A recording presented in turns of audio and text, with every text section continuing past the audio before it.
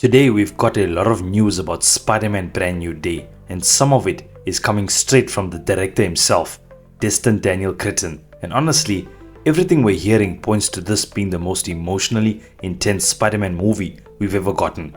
Because lately, the conversation around Brand New Day has been shifting hard towards tone, and reportedly, this movie is going to be much darker and way more emotional than the previous Spider-Man films.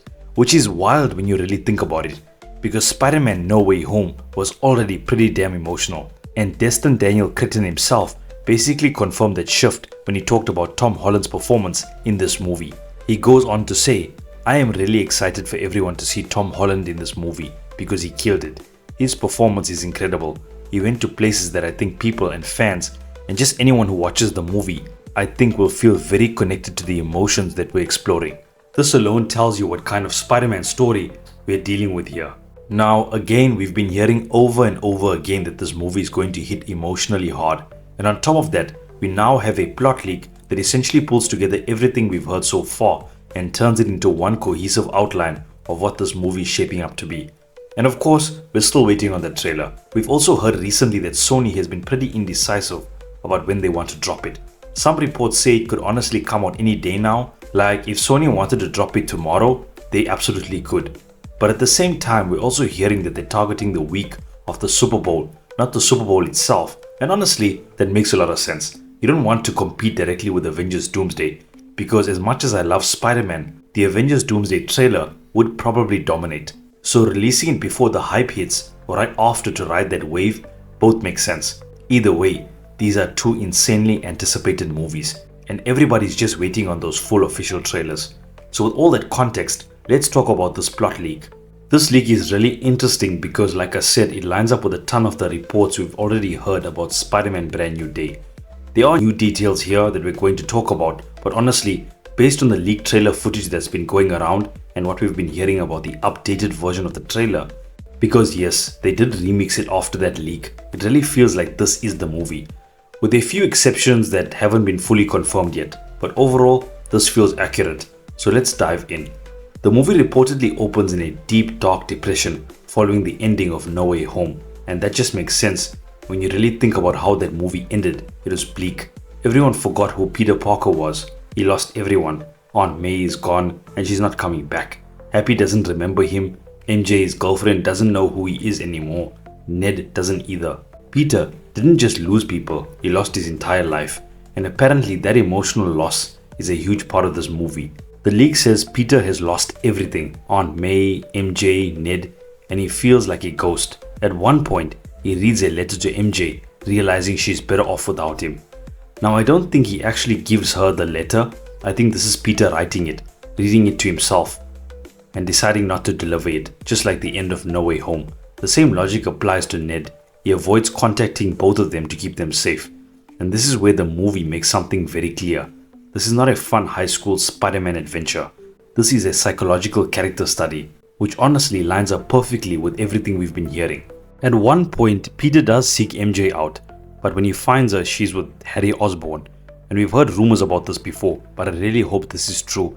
It feels like the perfect time to finally introduce Harry Osborn and Norman Osborn into the MCU. Yes, we technically already had Norman Osborn, but that version was from another universe, which actually makes the Peter-Harry dynamic even more complicated. Peter already knows what Norman Osborn can become, even if this Norman hasn't done anything wrong yet. And when we first meet Harry, he probably shouldn't be evil. It's the events that push him there. So Peter accepts that his place has been taken. He's no longer MJ's boyfriend. She doesn't know who he is. She's moved on. She has a new life. And honestly, you can't really blame her. So Peter embraces a new beginning, a painful but hopeful one. A brand new day begins. The movie tackles heavy themes like loneliness, isolation.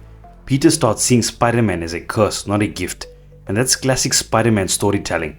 We've seen versions of that before, even back in the Tobey Maguire era. We then get action sequences showing Peter taking down mid-tier villains. And we've heard that there's a montage early on where Peter basically pushes Peter Parker aside and becomes only Spider-Man. He neglects what he wants, neglects his own emotional needs. He focuses solely on being the friendly neighborhood Spider-Man. And yes, this comes back to bite him. The public loves Spider-Man. The authorities absolutely do not. And no, when they say the public, they definitely aren't talking about J. Jonah Jameson. This is where things get interesting. We know that Trammell Tillman is in this movie, and while there are theories that he might be Norman Osborn, this leak says something different. The Department of Damage Control is an independent group formed post Tony Stark, is led by Tillman's character. They see Spider-Man as an unregulated threat. This makes sense. We just saw the DODC in Wonder Man, and it was clear that there are people higher up the chain. Tillman could be that higher authority. They were already portrayed as borderline villainous, going after powered individuals simply for existing, and that's clearly setting up a bigger theme in the MCU, especially with mutants. During this montage, Peter's powers begin to glitch due to stress and depression. His body starts reaching a final mutation stage as his anger and pain increase. Eventually, this leads to a version of Man-Spider. Now, reports conflict here. Some say he grows extra limbs, some say he doesn't. Some say it's full Man-Spider, some say it's not. But what is consistent is this: his webbing becomes organic and his body begins to change. And honestly, the fact that this movie reportedly has so many villains tells me Sony is finally playing nice with Marvel. Before, Sony was trying to build a Spider-Man universe without Spider-Man, and it didn't work. Now, they've accepted reality. This leak also doubles down on Sadie Sink playing Jean Grey, which at this point feels extremely likely. Anything less than that, unless she's Mary Parker or Spider-Gwen, would honestly feel underwhelming. If she were someone else like Shatra, Marvel would probably try to manage expectations by now. So yeah, I really think she's Jean Grey. Mutants are on the run. Jean is viewed by the DODC as a walking nuclear weapon, even though she hasn't reached her full potential. She's not Phoenix Force Jean. She hasn't met Professor Xavier, because as far as we know, the X-Men don't exist yet. She encounters Peter Parker, things immediately get tense, and that's when the Punisher shows up as her protector. The main villain is reportedly Tombstone, who controls the Hand. He operates as a businessman destabilizing New York for protection money. The Hand breaks Scorpion out of prison, something we already know is true. Spider-Man intervenes, the Punisher joins the fight with a tank, the convoy crashes, and despite Spider-Man's efforts, the DODC blames him. Everything we've seen in leaks lines up perfectly with this. Eventually, the stress pushes Peter over the edge. He fully mutates. He becomes Man-Spider. He loses control. He attacks the Punisher, Jean Grey, and Grey Hulk. Wait, just pause in that lineup for a second. That fight alone sounds insane. It's pure chaos, until Jean gets inside his head and calms him down. She helps him realize that he can't ignore Peter Parker. He can't only be Spider-Man. He has to help himself too. Bruce Banner eventually creates an antidote that reverses the mutation. And yes, Banner is a professor now, which lines up with the leaked trailer audio. Jean leaves but hints at returning. Deadline has already confirmed she'll be in Avengers Secret Wars, which again makes total sense if she's Jean Grey.